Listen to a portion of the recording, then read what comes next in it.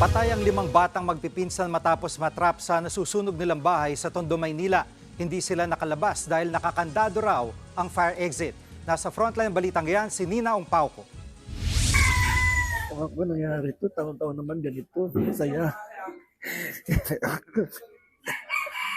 Sana kayo, hindi ko kaya. Hindi ko lang kaya talaga. Pasensya na kayo. 5 yung apo ko, pinuha. Naghihinagpis na sasalubungin ng pamilya ni Lolo Hil ang bagong taon.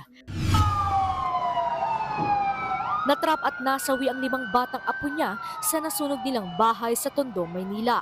Pasado alas 10 ng gabi nang sumiklab ang sunog at hindi na raw nagawa pang sagapin ni Lolo Hil ang mga bata.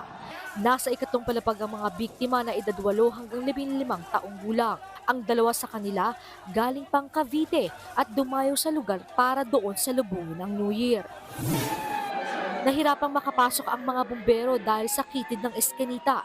Inabot ng halos 2 oras bago naapula ang apoy.